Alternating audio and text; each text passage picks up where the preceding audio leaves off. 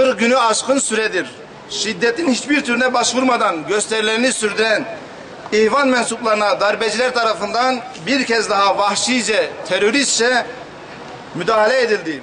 Kahire'deki Rabiatül Adeviye Meydanı'nın güneyindeki caddelerden zırhlı araçlar ve iş makineleriyle darbe karşıtlarına müdahale etmeye başlayan cuntacı güçlerinin rastgele ateş açması sonucu binlerce kardeşimiz şehit oldu ve binlercesi de yaralandı.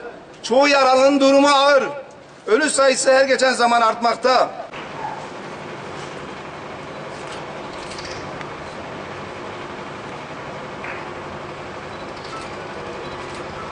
Allahu Ekber.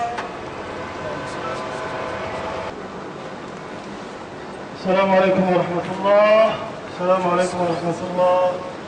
Allahu Ekber! Allahu Ekber! Allahu Ekber!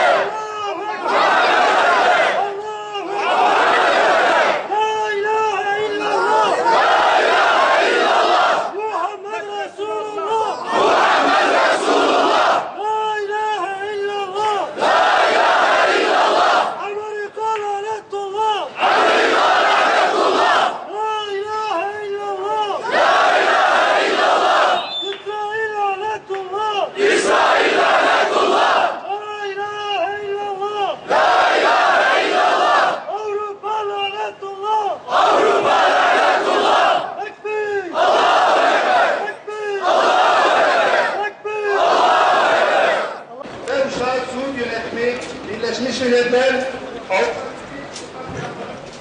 ve kaidileridir. Sağ olsun! Amerika!